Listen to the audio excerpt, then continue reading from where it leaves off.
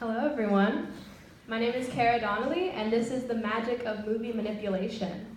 During this presentation, I'm going to show how movie makers manipulate emotion, how I did this myself, and how the same kind of manipulation is noticeable in mainstream media. So the main question I was trying to answer with this project is, do news outlets manipulate media to fit a certain agenda, and if so, how can I combat it? And I'm trying to explore this through taking different movies and editing them into a different genre, like into a movie trailer. I chose this topic because I've always loved video editing, but I never had such an intense level of doing it. Usually feel like an ASL video, and that's not that hard to do. American Sign Language. And I just wanted to see how easy it is to manipulate someone's emotions through sound and the look of it, the gradient of the colors. Okay, so first, we're going to explore sound. Sound can make a huge difference for a scene. So it conjures up different emotions based on so many factors. The beats per minute of the music can really get your heart racing at different speeds, which tells the body evolutionarily like how you should react if your heart starts racing, because the beat is like pounding very fast in a song, such as like a pop song. You're going to start getting nervous and like excited because your heart's racing. So like, you ever heard like a "bwah" like in a trailer?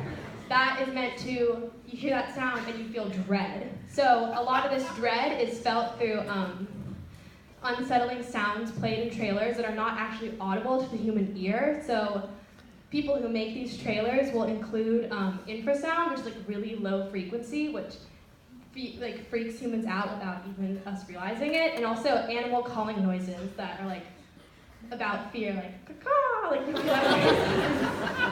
the sounds in the trailers imitate what like animal calling sounds sound like to initiate fear in us. So for up here, I have a scene from The Conjuring 2. No applause, okay.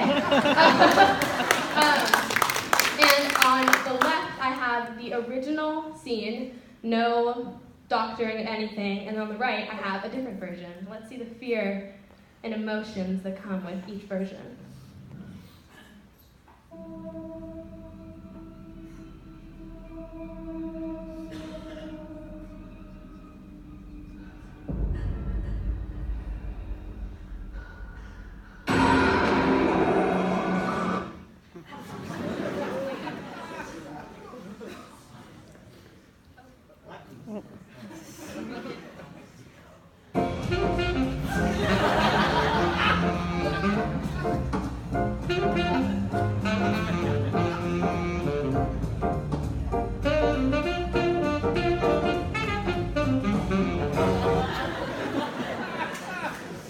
So I'm sure you didn't feel the same way.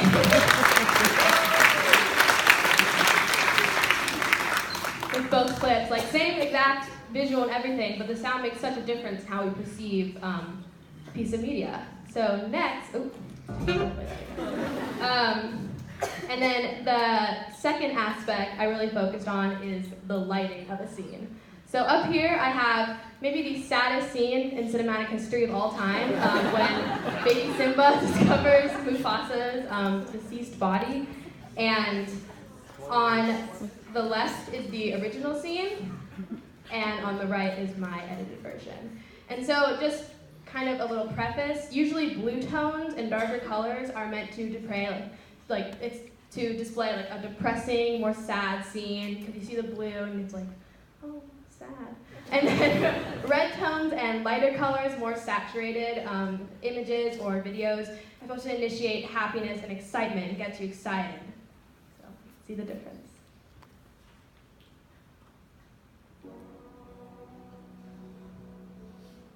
Dad? Dad, come on. You gotta get up. Dad. We gotta go home. And now I'm holding back the tears.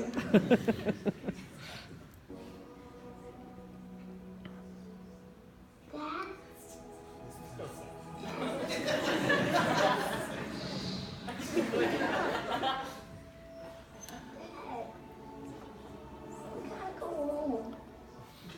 Still sad, but you can see how the mood's a little different, you know? It's a lot more like dreary and Carl the Foggy over on the left. No, make people cry. So for my project, I decided to take 5 different movies of different genres. We have Titanic, a romance movie, Get Out, a horror, The Dark Knight, a drama, Ghostbusters, a comedy, and Kill Bill, an action movie, and edit them into trailers of a different genre. So I made Titanic an action movie, Get Out a romance, The Dark Knight a comedy, Ghostbusters into a drama, and Kill Bill into a horror movie. So I have a couple of these to show for you. First up, we have Ghostbusters, classic 80s comedy, edited as a drama. I want you to look out for the music I use, specific editing, and like text I include in it, and the lighting.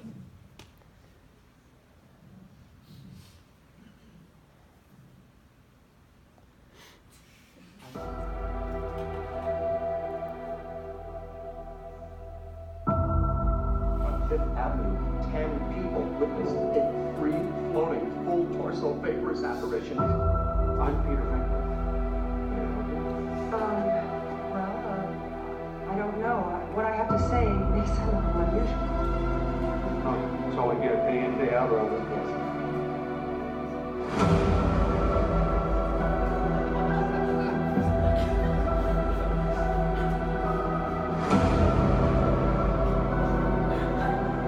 Are you the gatekeeper?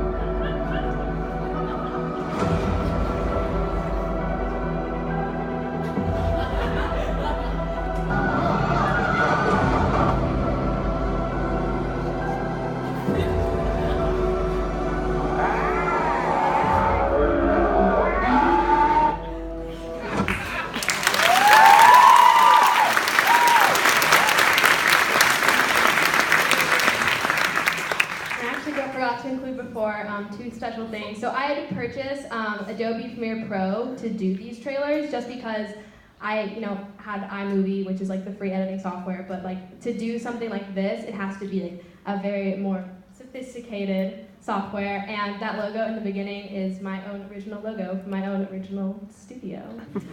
And so the next one I'm going to show is Get Out, which is a horror movie re-edited as a romance.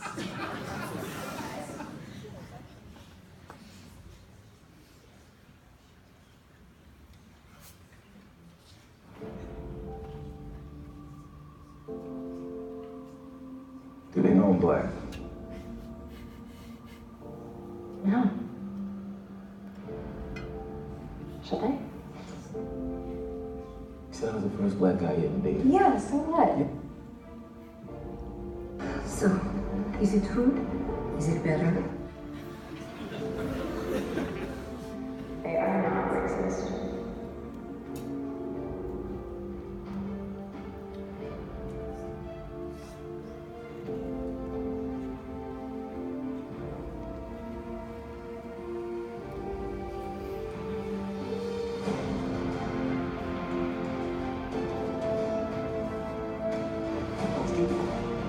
You know, yeah, boy, they used to say that.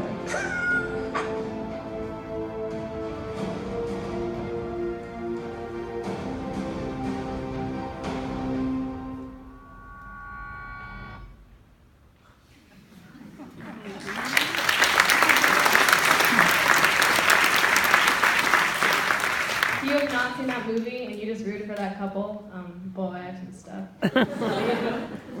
So, know what you're thinking. Okay, cool. Like, why does this matter? On the grand scheme of things, that you can edit some stuff around. So, media manipulation doesn't just exist in Hollywood. It exists in our own mainstream media. So, a few examples I want to go through are racial bias in the media. A study of television news I found that black crime suspects were presented in more threatening contexts than whites. Black suspects were disproportionately shown in mugshots and in cases where the victim was a stranger. Black and Latino suspects were also more often presented in a non-individualized way than whites, by being left unnamed, and were more likely to be shown as threatening by being depicted in physical custody of police. Next, we have omission of certain news stories and facts in the media. So past January 19th, when I presented, that was a little more recent than it is right now, the New York Times did little to cover the March for Life rally in Washington, D.C., which attracted record-breaking thousands of support for anti-abortion laws. It is this lack of reporting on these pro-life events that makes liberals, especially more younger liberals, so confused why maybe anti-LGBT abortion, and why anti-abortion legislation is in the works so much. And so it's like this omission of facts and stories that are not even well known that have people like confused. And so I think the biggest and one that's close to my heart, because like what I did is video manipulation in the media as well. So this crazy example I have next is from Fox News in Seattle, and it is a clip of Donald Trump. I was unfortunately unable to get the audio, but you can just see from the visual what happens.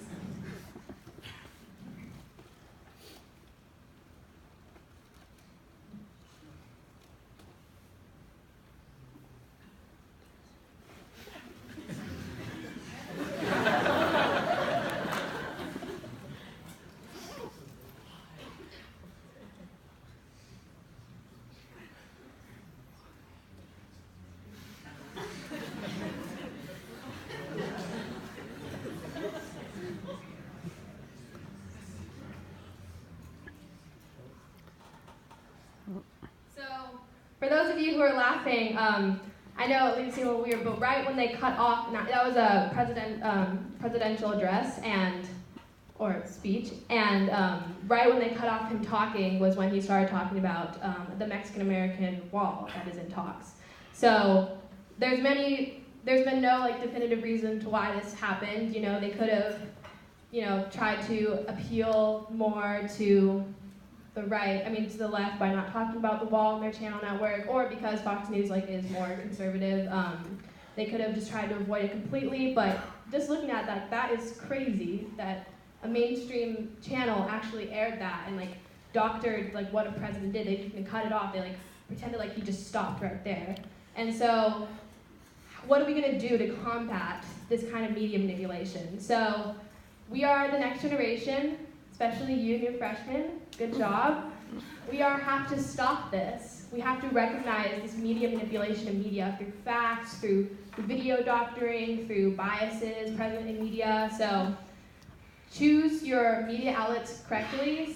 I'm sure there's many resources online to find, objective media sources, especially ones internationally happen to be objective, and freedom from all sides of the political spectrum. And there's an awesome resource on Student News Daily that I just covered up accidentally, that actually posts examples of media bias every single day from major news networks. So you can just see how prevalent it is and to stop yourself from becoming victim to it. Thank you very much.